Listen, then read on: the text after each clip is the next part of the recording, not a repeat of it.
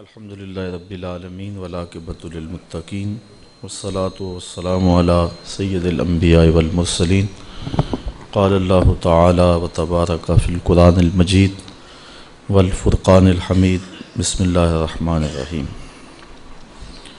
وما انزلنا علی قومہ من بعدہ من جند من السماء وما كنا منزلین ان كانت الا صیحۃ واحدۃ فاذا هم خامدون یا حسرة علی العباد ما یاتیہم من رسول الا كانوا به یستہزئون الم یروا کم اہلکنا قبلہم من القرون انہم الیہم لا یرجعون وان کل لما جمیع لدینا محضرون صدق اللہ مولانا العظیم وصدق رسولہ النبی الکریم الرؤوف الرحیم اللہم نور قلوبنا بالقرآن وزین اخلاقنا بالقرآن وادخلنا الجنة بالقرآن ونجنا من النار بالقرآن قال اللہ تعالی وتبارک فی شان حبیبہ مخبرا وعامرا ان اللہ وملائکتہ یصلون علی النبی یا ایہا الذین آمنوا صلوا علیہ وسلموا تسلیما الصلاۃ والسلام علیک یا رسول اللہ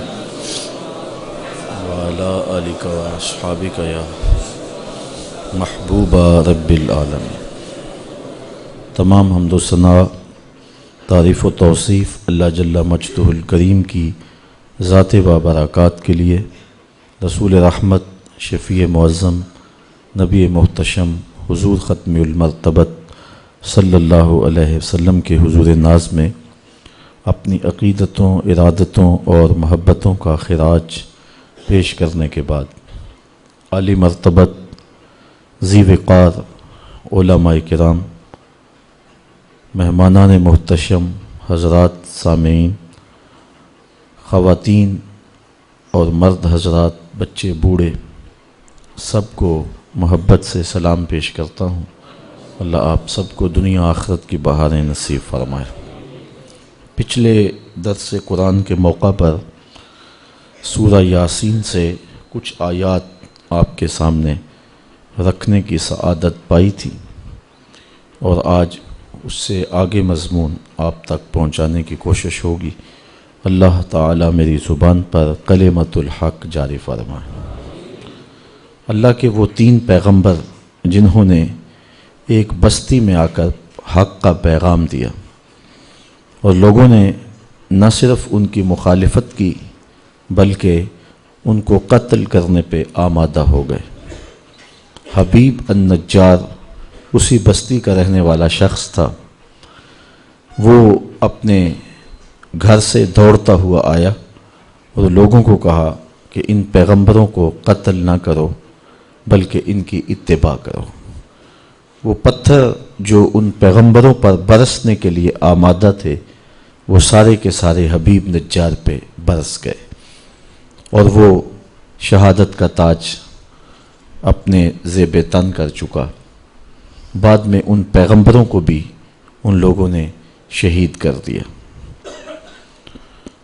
جب پیغمبروں کو اور حبیب النجار کو، صاحب یاسین کو انہوں نے شہید کر دیا، تو پھر اللہ تعالی جل شانہ کا عذاب اس قوم کی طرف متوجہ ہوا۔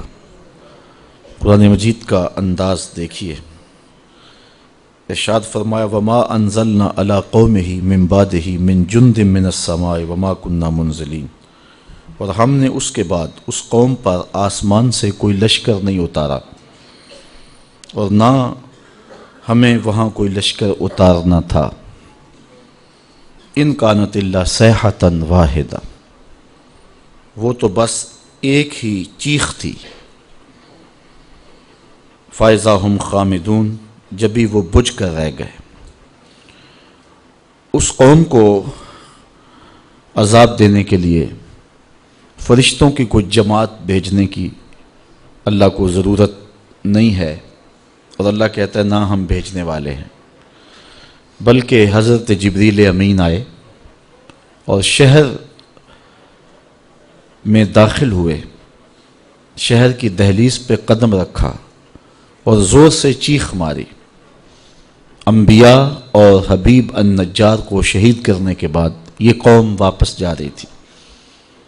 پھر کیا ہوا کہ اس چیخ نے زندگی کی حرارت چھین لی، اور یہ ایسے ہو گیا جس طرح بجھی ہوئی آگ ہوتی ہے، جس طرح راکھ کا ڈھیر ہوتا ہے، جو لپک لپک کے گالیاں دیتے تھے، چیخ چیخ کے پیغمبروں کی تکذیب کرتے تھے، حق کے پرستاروں، حق کی دعوت دینے والے داعیوں کو نشانہ تضحیک بنا رہے تھے، تمسخر کر رہے تھے۔ پھر کیا ہوا کہ زندگی کی حرارت ہی چھن گئی اور وہ بجھی ہوئی آگ کی طرح ڈھیر ہو گئے، زندگی اچک لی گئی، حرارت چھین لی گئی، زندگی کا سارا جمال سلب کر لیا گیا، تو وہ گھروں کو ابھی واپس نہیں پہنچے کہ راستے میں ڈھیر ہو گئے۔ تو اللہ فرماتا ہے کہ اس کام کے لیے، ان بدبختوں کو سزا دینے کے لیے ہم نے کوئی لشکر نہیں بھیجا، بلکہ ایک چیخ ہی ان کے لیے کافی تھی۔ یہاں مفسرین نے ایک سوال اٹھایا ہے، وہ یہ کہ اللہ کی عادت نہیں ہے کہ وہ کسی قوم کو سزا دینے کے لیے فرشتوں کے لشکر بھیجے۔ کسی کو اٹھایا جبریل نے ہاتھ پہ اور آسمان تک لے گئے اور پھر الٹ دیا، کسی کو پیس کے رکھ دیا گیا، کسی کے لیے مچھر ہی کافی ہو گئے، کسی کو ابابیلوں نے برباد کر دیا۔ لیکن اللہ قوموں کو برباد کرنے کے لیے فرشتوں کی جماعتیں نہیں بھیجا کرتا، اور یہاں قرآن میں کہا گیا۔ لیکن قرآن میں دوسرا مقام اٹھائیے، جب بدر کا میدان سجا تو اللہ نے ایک نہیں ہزاروں فرشتے بھیجے۔ احزاب کی جنگ لگی تو فرشتے آئے اور کافروں کے خیموں کی رسیاں کاٹتے رہے۔ تو مفسرین یہاں سوال اٹھایا کہ رب کی عادت نہیں ہے کہ وہ فرشتوں کی جماعتوں کو بھیجے کافروں کو قتل کرنے کے لیے، کافروں کو عذاب دینے کے لیے، لیکن بدر میں کیا ہوا؟ غزوہ احزاب میں کیا ہوا؟ وہاں جماعتیں کیوں آئیں؟ تو کہا کہ وہ جو جماعتیں آئی تھی وہ محبوب کے پروٹوکول کے لیے آئی تھی، وہ محبوب کی تکریم کے لیے آئی تھی، محبوب کے اعزاز کے لیے آئی تھی۔ فرشتہ تو ایک ہی کافی ہوتا تھا، دنیا کو بتانا یہ تھا کائنات گھومتی ہے محمد کی زلفوں کے گرد، کائنات حضور کے گرد طواف کرتی ہے، اور یہ سارا نظام مصطفیٰ کے لیے ہے۔ اس لیے اللہ تعالیٰ نے خاص طور پہ وہاں فرشتوں کی جماعتیں بھیج کر کے محبوب کو اعزاز دیا، محبوب کو تکریم دی۔ ورنہ اللہ تعالیٰ اپنا ضابطہ بیان کرتا ہے، وَمَا أَنزَلْنَا عَلَىٰ قَوْمِهِ مِن بَعْدِهِ مِن جُنْدٍ مِّنَ السَّمَاءِ، آسمان سے کوئی لشکر اتارنے کی ضرورت نہیں پیش آئی ہمیں۔ وَمَا كُنَّا مُنزِلِينَ، اور نہ ہم وہاں کوئی لشکر اتارنا تھا، وہ تو ایک چیخ تھی جس نے ان کی زندگی کی حرارت چھین لی، اور وہ بجھی ہوئی آگ کی طرح راکھ بن کے رہ گئے۔ تو وہ ایک چیخ نے ان کا کام تمام کر دیا۔ اچھا، بعض مفسرین نے اس آیت پہ ایک اور بات بھی کی ہے، اور وہ یہ کہ جب انہوں نے پیغمبروں کو شہید کر دیا، اپنے ہاتھوں سے روشنی کے چراغ بجھا دیے، حبیب النجار کو بھی شہید کر دیا، اور بدبخت قوموں کا مزاج یہ ہوتا ہے کہ جو ان کی خیر خواہی چاہیں وہ انہیں گالیاں دیتے ہیں، جو ان کی بھلائی کا پیغام لے کر کے آئیں وہ انہیں برا کہتے ہیں۔ بے مروت بے وفا تیرا بھی کیا افسانہ ہے، جس نے اپنی ہی شمع کو گل کیا تو وہ پروانہ ہے۔ تو بدبخت طبقے ہمیشہ ایسا کرتے ہیں کہ اپنے ہی خیر خواہوں کو حوالہ زندہ کر دیتے ہیں، کبھی فصیلے دار پہ ان کے سروں کا چراغاں کرتے ہیں، اور کبھی انہیں ٹک ٹکیوں پہ باندھتے ہیں، انہیں اذیتیں دیتے ہیں، انہیں دکھ دیتے ہیں۔ تو کافروں اور بد نصیب طبقوں کے اس مزاج کو بیان فرمایا۔ جب انہوں نے اپنے ہاتھوں سے ان چراغوں کو بجھا لیا، ان پیغمبروں کو شہید کر لیا، تو پھر ان کے اوپر عذاب کیا آیا۔ ایک تو یہ کہ وہ چیخ آئی، آسمان سے کوئی لشکر اللہ نے نہیں اتارا، اور اللہ فرماتا ہم اتارنے والے بھی نہیں تھے۔ تو یہاں دوسرا مفہوم مفسرین نے جو بیان کیا ہے اس سے بہت کچھ سمجھا جا سکتا ہے، وہ یہ ہے کہ مانوی عذاب ان پہ آیا۔ وہ کیا تھا کہ پھر مدت مدید تک آسمان سے ان کے لیے کوئی پیغمبر نہیں آیا، اللہ تعالیٰ نے ان پر وحی کا دروازہ بند کر دیا. کوئی مسلح اس قوم کی طرف ہدایت کا سندیسہ لے کر نہیں آیا. جب قومیں ناقدری کریں آسمانی ہدایتوں کی تو پھر ان سے ہدایتیں چھین لی جاتی اور اندھیروں میں بھٹکنے کے لیے ان کو چھوڑ دیا جاتا ہے. تو یہاں سے یہ مفہوم بھی مراد ہو سکتا ہے کہ پھر ایک طویل مدت اس قوم کی طرف جس قوم نے پیغمبروں کو شہید کر دیا اور حق کے پرستاروں کو قتل کر دیا، پھر ایک طویل عرصہ ان کی طرف آسمانی ہدایت نہیں آئی، آسمان سے کوئی لشکر نہیں اترا. ان کی ہدایت کے لیے اللہ نے مصلحین پھر ان کی جانب نہیں بھیجے، اندھیروں میں بھٹکنے کے لیے انہیں چھوڑ دیا. اور اگر سوچا جائے تو یہ سزا زیادہ بڑی سزا ہے کہ کسی قوم کو بھانج کر دیا جائے، اچھی قیادتیں اس قوم میں نہ اٹھیں اور وہ اپنے مسائل کی گھمن گھیریوں کے اندر پھنس جائیں اور کوئی راستہ دکھانے والا موجود نہ ہو. جب ٹیلنٹ کی قدر نہیں کرتی قوم کوئی بھی تو پھر ان عذابوں میں اسے مبتلا کیا جاتا ہے. تھوڑی دیر کے لیے رک کر کے قرآن مجید کی اس آیت پہ تدبر کر لیں اور پاکستان کے عالم اسلام کے موجودہ حالات کی طرف نظر کریں تو بات سمجھ میں آتی ہے کہ ہم بھی کہیں اس پریشانی میں مبتلا تو نہیں ہیں کہ اچھے لوگ ناپید ہو گئے ہیں، صالح قیادتیں ہمارے اندر موجود نہیں رہی ہیں. جب سیاسی زعماء وائٹ ہاؤس کی چاکری سعادت مندی سمجھیں، جب علم اور دستاریں پلاٹوں کے بدلے بیچی جائیں اور جب ڈیزل کے ڈرم پہ اسلام کو فروخت کر دیا جائے اور جب آبروؤں کے سودے چند ڈالروں کے عوض کیے جائیں اور یہ قیادتوں کے لچھن ہوں تو قوموں کے لیے اس سے بڑی مصیبت اور کوئی نہیں ہو سکتی. تو جب قومیں اچھوں کی قدر نہیں کرتی تو پھر اس طرح کے لوگ مسلط کر دیے جاتے ہیں. آج ملک الیکشن کی جانب بڑھ رہا ہے اور ہم جن حالات میں ہیں امید کا چراغ بہرحال روشن رہنا چاہیے. اللہ تعالیٰ کے لیے کوئی مشکل نہیں ہے، وہ چاہے تو اٹھے سینہ صحرا سے حباب، بنجر زمینوں سے بھی پھول اگا سکتا ہے، اس بات پہ وہ قادر ہے. حالات کے پلٹتے ہوئے دیر بھی نہیں لگتی. لیکن اللہ تعالیٰ کی جو عادت ہے وہ یہ ہے کہ جب قومیں اپنے مزاج نہیں بدلتی، اپنی کرتوتیں ٹھیک نہیں کرتی تو اللہ ان پہ رحمت کی چھتڑیاں نہیں تانتا.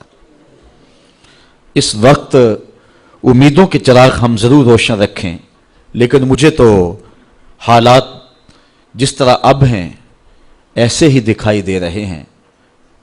حدیث میں ہے، حضرت عبداللہ ابن عباس سے مروی ہے کہ حکمرانوں کے دل اللہ کے دست قدرت میں ہیں. جب لوگ اچھے نہ رہیں تو اللہ ان کے دل لوگوں کے لیے سخت کر دیتا ہے، اور جب لوگ اچھے ہو جائیں تو اللہ ان کے دل لوگوں کے لیے نرم کر دیتا ہے.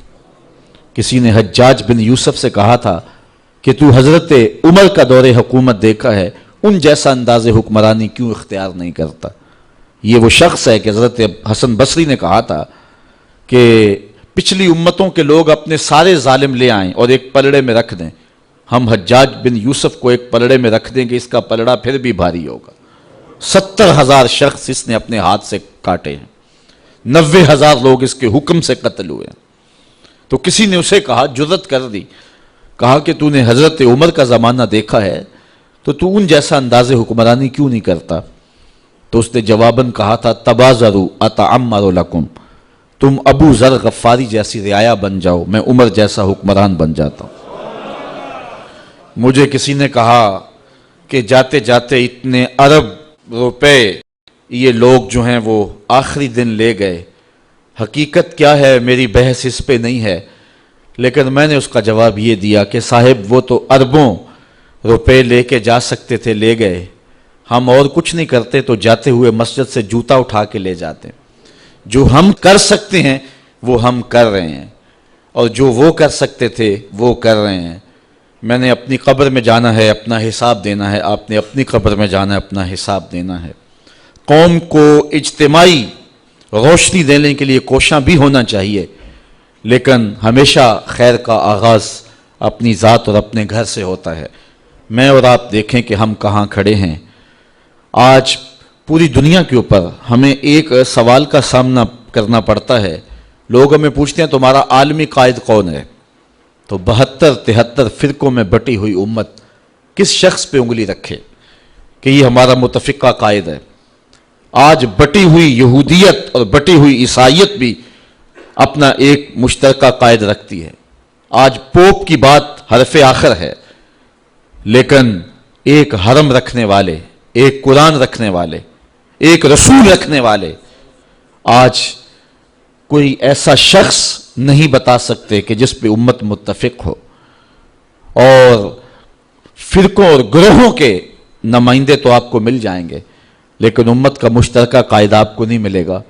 کہیں ہم اس عذاب میں مبتلا تو نہیں ہیں کہ ہم نے اچھوں کی قدر نہ کی اور نتیجے کے اندر ہمیں بونے قسم کے لوگ دے دیے گئے اور حقیقی قیادتیں ہم سے چھین لی گئیں۔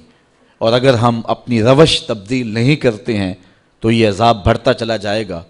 نہ جانے کیا کیا مصیبتیں ہوں گی جو ہمیں دیکھنا پڑیں گی اور کن کن راہوں سے ہمیں گزرنا پڑے گا۔ جب قوموں کے یہ مزاج ہوتے ہیں تو پھر اللہ کا جو قانون ہے وہ حرکت میں ضرور آتا ہے۔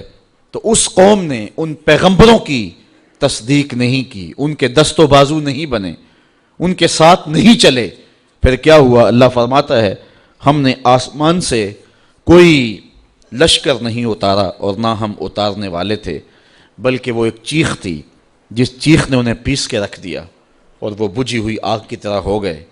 یا حسرتاً علی العباد، اور کہا گیا ہائے افسوس ان بندوں پر، ہائے افسوس ان بندوں پر، ما یاتیہم من رسول الا کانوا بہ یستہزئون، جب ان کے پاس کوئی رسول آتا ہے تو یہ اس کا مذاق ہی اڑاتے ہیں، یہ اس کا ٹھٹھا ہی کرتے ہیں۔ یا حسرتاً علی العباد، یہ قول کس کا ہے؟ قرآن مجید نے جو یہ قول بیان کیا ہے، یہ قول کس نے کہا؟ تو ایک بات تو یہ کہ ماحول ہی بتا رہا تھا کہ جب پیغمبروں کو شہید کر لیا، حبیب نجار کو قتل کر دیا، اپنے ہاتھوں زندگیوں کے گلے گھونٹ دیے، خود اپنے منہ سے وہ چراغ جن کی روشنی میں کچھ سجھائی دے سکتا تھا خود بجھا بیٹھے، تو پھر اس شہر کی اینٹ اینٹ بولنے لگی یا حسرتاً علی العباد، افسوس ہے ان بندوں پر کہ جن سے روشنی لینی تھی ان چراغوں کو ہی بجھا دیا۔ اس ماحول کا ذرہ ذرہ بول رہا تھا یا حسرتاً علی العباد، بندوں پر کتنا افسوس ہے کہ وہ ہدایت کے چراغ خود بجھا رہے ہیں۔ اس شہر کی دیوار و در سے آواز آ رہی تھی یا حسرتاً علی العباد، ہائے افسوس ان بندوں پر کہ انہوں نے چراغ زندگی خود ہی بجھا دیے۔ ایک قول یہ ہے کہ اس کے قائل فرشتے ہیں کہ جب پیغمبروں کو شہید کر دیا، حضرت حبیب النجار کو شہید کر دیا، اور نہ صرف شہید کیا، ان کے بدن کی بوٹیاں نوچیں، آپ سن چکے ہیں، سر پہ آرا رکھ کے پاؤں تک چیر دیا، اور کس طرح اذیتوں سے دو چار کیا، پتھر برسائے، گڑھا کھود کے اس میں ڈال کر کے اوپر سے مٹیاں ڈھیل دی۔ تو پھر فرشتوں نے آ کے کہا یا حسرتاً علی العباد، افسوس ان بندوں پر۔ ایک قول یہ ہے کہ پیغمبروں نے کہا کہ افسوس بندوں پر کہ ہم ان کی ہدایت کے لیے آئے اور یہ ہمیں الٹا جو ہے وہ پتھر مار رہے ہیں۔ ایک قول یہ ہے کہ خود رب اس کا قائل ہے، کہ رب ہی کہہ رہا ہے، یہ حکایت نہیں کی جا رہی، یہ رب کا فرمان ہے، اس کا قائل خود رب ہے کہ افسوس بندوں پر کہ جب میں رسول بھیجتا ہوں ان کی ہدایت کے لیے تو یہ خود ان چراغوں کو بجھانے کے درپے ہو جاتے ہیں۔ اچھا، ایک قول یہ ہے کہ اس کے قائل خود کافر، یا حسرتاً علی العباد کے جو قائل ہیں وہ خود کافر ہیں، اور عباد سے مراد وہ رسول ہیں، یعنی کافروں نے کہا۔ پھر مفہوم تھوڑا سا اس کا اور ہو جائے گا کہ ان پیغمبروں کو جب شہید کر لیا تو پیغمبروں کی شہادت کوئی معمولی واقعہ تو نہیں تھا۔ پھر ضمیر ٹھوکریں مارنے لگا، اندر اداس ہو گئے روحیں اجڑ گئیں. جب چراغ روشن تھے اس وقت تو پتھر مار رہے تھے، لیکن جب پتھر مار کے چراغ توڑ دیے اب اندھیرا پھیلا، اب اپنا ہاتھ بھی سجھائی نہیں دے رہا تھا. تو اب کافر خود ہی افسوس کرنے لگے، ہائے کیا ظلم کر بیٹھے، نور کے ان مجسموں کو توڑ دیا، ہم نے چراغ زندگی بجھا دیے، جن کے وجود سے خوشبوئیں پھوٹتی تھیں ہم نے ان وجود سے اپنے آپ کو دور کر لیا. اب وہ خود ہی حسرت کر رہے ہیں، یا حسرتن علی العباد، ہائے افسوس کہ ہم نے کیا کر لیا. چونکہ ظالم ظلم کرنے کے بعد بھی جو ہے وہ مطمئن نہیں ہو سکتا ہے، اور جو مظلوم ہے وہ ظلم سہنے کے بعد بھی قرار میں رہتا ہے. اس بات کو سمجھنے کے لیے ایک معمولی سا مختصر سا شعر ہے، اور تھوڑے لفظوں میں سہل ممتنع ہے لیکن بڑا خوبصورت کسی نے کہہ دیا کہ لوٹ کر بھی کوئی بے چین رہا، لوٹ کر بھی کوئی بے چین رہا، اور لٹ کے بھی چین سے سویا کوئی. لوٹ کر بھی کوئی بے چین رہا، لٹ کے بھی چین سے سویا کوئی. یہ لٹے ہوئے تو جنت کے باغوں میں سیر کر رہے ہیں، جن کی ہڈیاں توڑی جا رہی ہیں حوریں ان کی ناز برداریاں کر رہی ہیں، اور یہ پتھر مارنے والے اب اداس پھر رہے ہیں، اب اندھیرے میں ٹھوکریں کھا رہے ہیں، اب یہ کہہ رہے ہیں یا حسرتن علی العباد. اور پھر جب اللہ کے عذاب کی بجلیاں گرجتی دکھائی دی تو اب پریشان ہو گئے کہ ہائے انہی لوگوں کے قدموں سے چمٹ کے پناہ مانگ لیتے، اب ہم نے وہ چراغ بھی بجھا لیے، اب ان کڑکتی بجلیوں سے کون بچائے گا، عذاب الہی سے کون محفوظ کرے گا. جنہوں نے محفوظ کرنا تھا، جو پناہ گاہیں تھی، ہم نے وہ پناہ گاہیں ہی توڑ دی. تو اب وہ خود کہہ رہے تھے یا حسرتن علی العباد، ہائے افسوس. اللہ اکبر. صاحبو، اگر قرآن مجید کی اس آیت کے مفہوم کو آپ دل میں جگہ دے چکے ہیں اور فہم اس بات کو قبول کر چکا ہے کہ اب وہ کیا کہہ رہے ہیں، کافر خود کہہ رہے ہیں، تو پھر بات سمجھنے میں دیر نہیں لگتی کہ جو حق ہوتا ہے وہ خود ہی بولتا ہے. حق جو ہوتا ہے اس کو دبایا نہیں جا سکتا ہے. کربلائیں سجتی ہیں تو پچھتانا یزید کو پڑتا ہے، پچھتانا ابن زیاد کو پڑتا ہے، پچھتانا شمر کو پڑتا ہے. حسین تو نیزے کی نوک پہ بھی قرآن پڑھا کرتے ہیں. اس لیے کافر کہہ رہے ہیں یا حسرتن علی العباد. اچھا، بات تلخ نہ ہو، بات کڑوی نہ ہو تو میں ایک بات کہوں کہ جو باصلاحیت لوگ ہوتے ہیں اور حق کی راہوں کے مسافر ہوتے ہیں، انہیں اپنے قد کو بڑھانے کے لیے بھنڈ قسم کے لوگ ساتھ نہیں رکھنے پڑتے، ان کو اپنے مزارات کے نقشے نہیں دے کے جانے پڑتے کہ اس طرح کا دربار بنوانا میرا تاکہ لوگوں کا آنا جانا رہے. ان کے جھنڈے رب خود ہی لگاتا ہے، اور ان کے اٹھ جانے کے بعد ماحول کے اندر ایسی اداسی ہوتی ہے کہ جو دشمن وہ بھی ہاتھ مال رہے ہوتے ہیں کہ یہ چراغ بجھ گیا، یہ زندگی کا اجالا ہم سے چھن گیا. تو یا حسرتن علی العباد کے مفہوم کو اگر آپ سمجھیں تو حق کی جو بلندی ہے اور سر بلندی ہے وہ سمجھ میں آتی ہے. ما یاتیہم من رسول الا کانوا بہ یستہزئون. اللہ فرماتا ہے جب بھی ان کے پاس کوئی رسول آتا ہے تو ان کا مزاج یہ ہے کہ یہ ہمیشہ ٹھٹھا ہی کرتے ہیں، مذاق ہی کرتے ہیں. اب دین کی راہوں پہ چلنے والوں کے لیے اس آیت میں بہت کچھ ہے. کوئی یہ سمجھے کہ آتے ہوئے بھی پھول اور جاتے ہوئے بھی پھول. صاحب نہیں، یہ تو کانٹوں کی سیج ہے. یہاں تو مقاومتیں بھی ہوں گی، مخالفتیں بھی ہوں گی، اذیتیں بھی ہوں گی، دکھ بھی ہوں گے، تان و تشنیع کے برستے تیر بھی ہوں گے، لوگ گالیاں بھی دیں گے. جب پیغمبروں کو بھی لوگوں نے گالیاں دی، اللہ کا کوئی پیغمبر ایسا نہیں آیا کہ جس نے آ کے پیغام حق دیا ہو اور لوگوں نے مخالفت نہ کی ہو. چونکہ جس کے مفادات پہ زد پڑے گی وہ مخالفت تو کرے گا، وہ مقاومت تو اٹھائے گا، وہ تانے تو دے گا، وہ ماحول سازی مخالفت میں تو کرے گا، وہ اپنی بدتمیزیوں کا اظہار کسی نہ کسی طریقے سے تو کرے گا.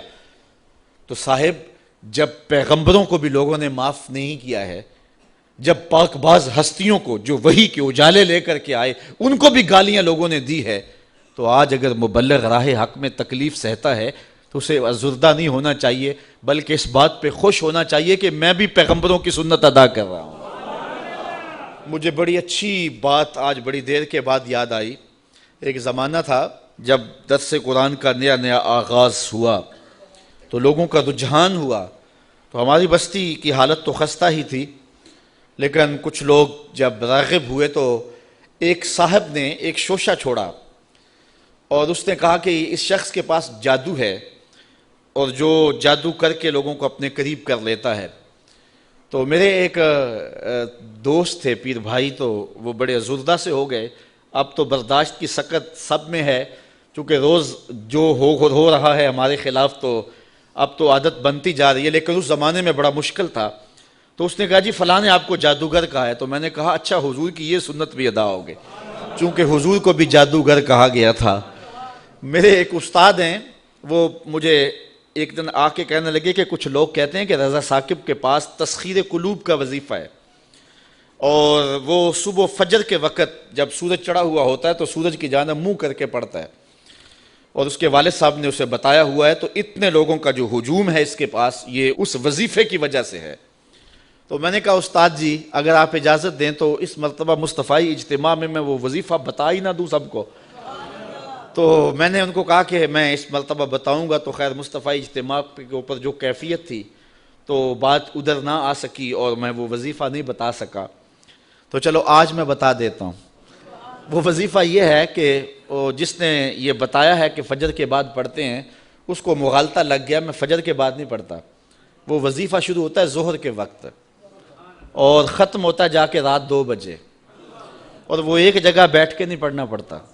وہ کبھی گجرانوالا، کبھی سیالکوٹ، کبھی راول پنڈی، کبھی ساہیوال، کبھی ہڑپے، کبھی کراچی، کبھی بیرون ملک، کبھی مسجد میں، کبھی ہال میں، کبھی گلی میں، کبھی بازار میں. اور وظیفہ پڑھنے کے بعد بس چپکے سے گھر لوٹ جاؤ. پھر کن انکھیوں سے نہ دیکھو کہ پیچھے کوئی خدمت کرنے والا آ رہا ہے یا نہیں آ رہا، اور پھر چپکے سے گھر چلے جاؤ، آرام سے سو جاؤ. 6 ماہ وظیفہ کر کے دیکھ لو، زمانہ تمہارے قدم بھی چومے گا. تو یہ آسان سا وظیفہ ہے، اس سے کرو، محنت کرو. یہ ہے تسخیر قلوب کا وظیفہ. تو حق کی راہوں پہ چلو گے تو لوگ کیا کچھ نہیں کہیں گے، گالیاں بھی ہوں گی، بلکہ اب تو گالی سے بات گولی تک جا پہنچی ہے. پہلے لوگ اپنے نظریے کو منوانے کے لیے دلائل دیتے تھے، پھر ممبر و محراب سے گالیاں شروع ہو گئیں، اور اب تو بات گولی تک پہنچی ہے، خود کش دھماکے تک پہنچ گئی ہے. میرے نظریے کو نہیں مانتے، میری فکر کو نہیں مانتے، تو میں خود کش دھماکے سے اڑا کے رکھ دوں گا تمہیں. عجیب رنگ ڈھنگ ہو گئے، عجیب صورتیں ہو گئی. تو ظاہر ہے جس کے مفاد پہ زد پڑے گی وہ مخالفت کرے گا. وہ کیا کسی نے کہا تھا کہ لوگ تو فنکار ہیں اس درجہ کے پل بھر میں، سنگے در کعبہ سے بھی اسنام تراشے. تم کون ہو اور کیا ہے داغ کبابی، لوگوں نے تو مریم پہ بھی الزام تراشے. لوگوں نے تو پیغمبروں پہ، پیغمبر زادیوں پہ، پیغمبر زادوں پہ اور پیغمبروں کے باپوں پر بھی تان و تشنیع کے تیر برسائے. آپ تاریخ نبیوں کی پڑھ کے دیکھ لیں تو مبلغین راہ حق میں دین کا پیغام لے کر چلنے والے، حالات کی تلخیوں اور سختیوں سے گھبرانا نہیں ہے. یہ سورہ یاسین ہمیں سبق دے رہی ہے. تم کس کھیت کی مولی ہو، یہاں تو پیغمبروں کو گالیاں دی جاتی رہی ہیں، یہاں تو پیغمبروں کی جو ہے وہ تدحیق کی جاتی رہی ہے. فرمایا ما یاتیہم من رسول الا کانوا بہ یستہزئون. جب بھی ان کے پاس کوئی رسول آتا ہے تو اس کا ٹھٹھا ہی کرتے ہیں، اس کو مذاق ہی کرتے ہیں، اور اس کو جو ہے وہ تان و تشنیع کے تیر اس پہ برساتے ہیں. الم یروا کم اہلکنا قبلہم من القرون انہم الیہم لا یرجعون. اللہ تعالیٰ ارشاد فرماتا ہے کیا انہوں نے نہ دیکھا ہم نے ان سے پہلے کتنی ہی سنگتیں ہلاک کر دیں، کتنی قومیں برباد ہو گئیں، جن کا طوطی بولتا تھا آج باقی نہیں ہیں. اللہ اکبر. اور ارشاد فرمایا انہم الیہم لا یرجعون، اب وہ پلٹ کے بھی نہیں آئیں گے. فرعون گیا تو اب کسی ملک پہ فرعون کے بیٹوں کی حکومت نہیں ہے، فرعون بھی پلٹ کے نہیں آیا. خاقان گئے تو آج خاقان نظر نہیں آتے. تغلق، ایبک، فرعون مصر آج کہاں نظر آتے ہیں؟ جن کا طوطی بولتا تھا آج دنیا ان کے نام بھی نہیں جانتی. میں آپ سے پوچھتا ہوں، یہ میرے جو سننے والے لوگ ہیں، ان کی چمکتی پیشانیاں اور ان کی روشن آنکھیں بتاتی ہیں کہ یہ باشعور لوگ ہیں. چونکہ یہاں آ ہی باشعور سکتا ہے، چونکہ میرے پاس نہ تو لچھے دار تقریر ہے، نہ کان پہ رکھ کر کے میں سر کھینچ سکتا ہوں. تو پھر ظاہر ہے جو ان مقاصد کے لیے آتے ہیں وہ ہمارے مجالس میں تو نہیں آئیں گے. یہاں تو وہی آئے گا کہ جس کے سینے کے اندر جو ہے وہ جستجو کی روشنی ہے. یہاں تو وہی آئے گا کہ جو قرآن مجید کی تفہیم کا نور اور اس کے سمجھنے کا جذبہ سینے میں رکھتا ہے.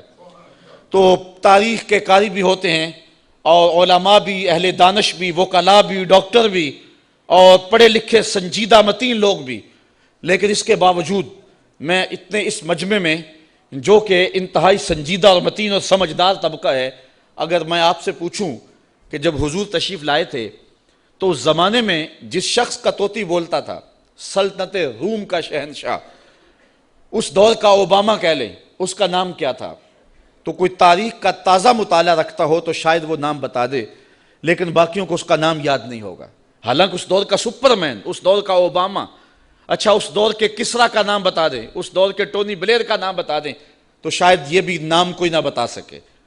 یار وہ جن کا طوطی بولتا تھا ان کے نام بھی یاد نہیں ہیں۔ اور آؤ کسی بچے سے بھی پوچھ لیں کہ حضور کے مؤذن کا نام کیا تھا، تو وہ سر اٹھا کے کہے گا کہ بلال حبشی۔ تو پھر حق ہی غالب ہوتا ہے، اور حق کے ہی پھریرے اور حق کے ہی اجالے ہوتے ہیں۔ اللہ فرماتا ہے وہ گئے، وہ جو جانے والے ہیں وہ تو پلٹ کے نہیں آئے ہیں۔ اللہ فرماتا ہے وہ کبھی نہیں آئیں گے، انہم الیہم لا یرجعون۔ وہ شہنشاہ، وہ کج کلا جن کے طوطی بولتے تھے، آج ان کا نام بھی باقی نہیں ہے، لیکن کسی بھی منبر اور کسی بھی محراب سے کان لگا کے سنو محمد کے بلال کا نام بھی باقی ہوگا۔ تو فرمایا کہ الم یروا کم اہلکنا قبلہم من القرون، دیکھو کہ ہم نے کتنی بستیاں برباد کر دی، کتنی سنگتیں تباہ کر دی۔ یہ بڑے بڑے محل آج کھنڈرات بنے ہوئے دکھائی دیتے ہیں یا نہیں دیتے؟ یہ سکندر ذوالقرنین کا قلعہ میں نے دیکھا ہے یونان کے اندر، وہ اتنا اونچا کہ حیرت گم ہوتی ہے اور دنیا کے عجائب میں سے ہے، لیکن وہاں حسرتیں ٹپک رہی ہیں، برس رہی ہیں۔ آج نہ سکندر کا جاہو جلال رہا، نہ اس کا تم تراک رہا۔ آج وہاں آثار قدیمہ کے طور پہ انہوں نے اس قلعے کو محفوظ تو رکھا ہے، لیکن آج وہاں زندگی کی رمق نہیں ہے، وہاں زندگی کا اجالا نہیں ہے۔ یار سکندر کے محل میں تو زندگی کا اجالا نہیں ہے، اور وہ ویسے کرنی کی قبر پہ بھی زندگی کے اجالے ہیں۔ تو پھر زندگی تو یہ ہوئی نا، پھر اجالے تو یہ ہوئے نا، بلال کی قبر پہ بھی زندگی کے اجالے ہیں۔ یا حسرتاً علی العباد، افسوس ہے بندوں پہ۔ اور پھر ادھر دیکھیے زندگی کے نظارے، زندگی کا جمال۔ اللہ اکبر۔ اللہ فرماتا ہے وَإِن كُلٌّ لَمَّا جَمِيعٌ لَدَيْنَا مُحْضَرُونَ، اور جتنے بھی یہ ہیں سب کے سب ہمارے حضور حاضر کیے جائیں گے۔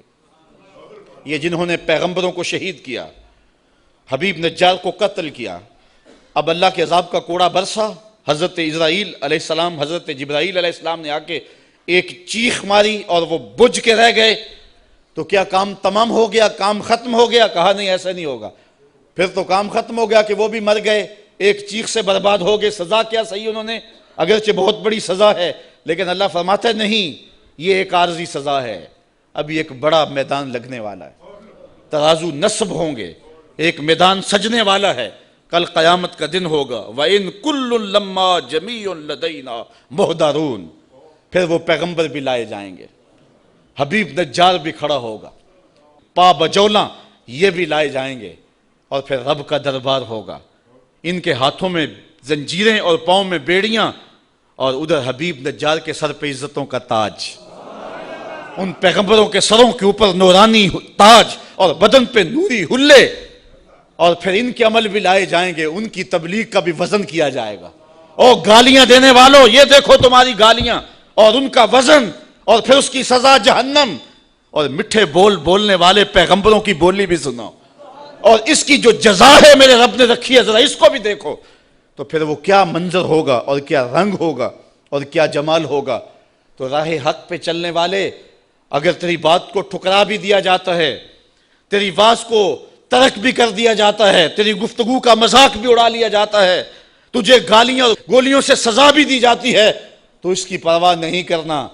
آج اگر بدن کٹ جائے، آج اگر تو تماشا بن جائے، آج لوگ تجھے گالیاں دے، آج تیرے دامن کی دھجیاں بکھیر دی جائیں، آج تجھے جو ہے وہ تان و تشنیع کے تیر برسائے جائیں، آج الزام تراشیاں کی جائیں، آج تیری عزت آبرو اچھالنے کی کوشش کی جائے، لیکن گھبرانا نہیں ہے، یہ تو 4 دن کی زندگی ہے، وہ میدان لگے گا، گالیاں والے بھی آئیں گے، محمد کی بولی بولنے والے بھی آئیں گے، اور ترازو گاڑا ہوگا رب میں، پھر وزن کیا جائے گا، پھر پتا چلے گا نا کہ قرآن کی بولی دینے والے کی آواز کا وزن کتنا نکلا ہے۔ تو اس لیے حق کی راہوں کا مسافر ہمیشہ حق کی راہوں پہ چلتا رہے۔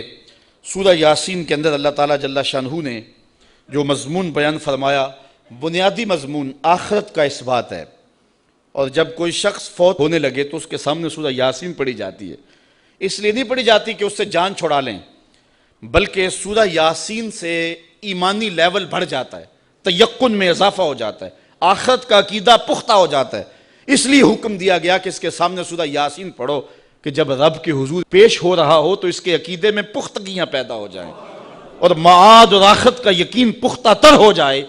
تو یہ 2 رکوع ختم ہوئے، اگلے جو 3 رکوع ہیں ان میں معاد کا اثبات کیا گیا ہے، اور اللہ تعالیٰ نے آفاق اور انفس کے اندر پھیلے ہوئے دلائل کے ساتھ حضرت انسان کو بتایا ہے کہ تو رب کو کیسے بھول سکتا ہے، کیسے اس کا انکار کرتا ہے۔ تیرے وجود میں بھی دلیلیں ہیں، اگنے والے سورج میں بھی دلیلیں ہیں، اور زمین کا کلیجہ چیر کے نکلنے والے سبزے میں بھی دلیلیں ہیں، پھول کی پتی کے رنگوں میں بھی دلیل ہے، اس کے اوپر پڑی ہوئی شبنم کے قطرے میں بھی دلیل ہے، اور پھر اس کے اوپر جو بیٹھی ہوئی محبت اور پیار کا اظہار کرتی ہوئی تتلی ہے، اس کے پروں کے اندر رنگوں کی جو مینا کاری ہے، اس میں بھی رب کی دلیل ہے۔ پھر بلبل کے لہجے میں بھی دلیل ہے، کوئل کی آواز میں بھی دلیل ہے، پپیہے کی صدا میں بھی، برستے بارش میں، جھومتی ندیوں میں، بہتے پانی میں، اور ساون کے موسم کی رم جم میں یہ دلیلیں ہیں۔ اگر تو آنکھ کھولے تو رب کا انکار نہیں کر سکتا۔ آجا پلٹ کے محمد عربی تجھے باہوں میں لینے کے لیے منتظر کھڑے ہیں، اور تو ایمان کی بہاریں اور ایمان کے اجالے پر۔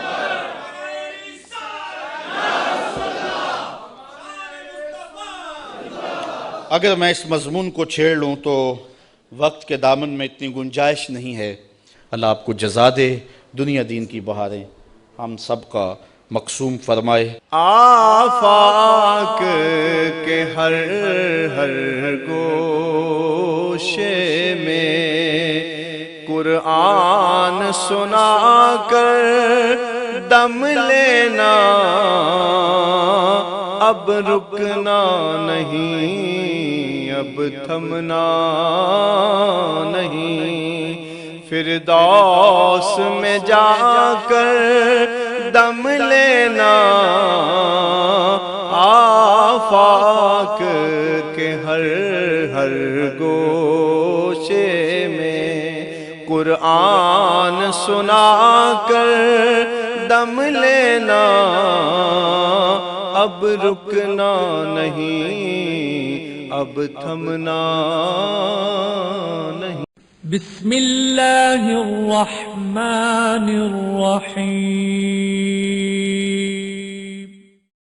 ہم جہد و عظیمت کے راہی، ہم جہد و عظیمت کے راہی، منزل پہ جا کر دم لیں گے، میدان عمل میں نکلے ہیں، میدان عمل میں نکلے ہیں، باطل کو مٹا کر دم لیں گے، ہم جہد و عظیمت کے راہی، منزل پہ جا کر دم لیں گے، آفاق کے ہر ہر گوشے میں، آفاق کے ہر ہر گوشے میں قرآن سنا کر دم لیں گے، اب رکنا نہیں، اب تھمنا نہیں، اب رکنا نہیں، اب تھمنا نہیں، فردوس میں جا کر دم لیں گے، ہم جہد و عظیمت کے راہی، منزل پہ جا کر دم لیں گے، میدان عمل میں نکلے ہیں، باطل کو مٹا کر دم لیں گے۔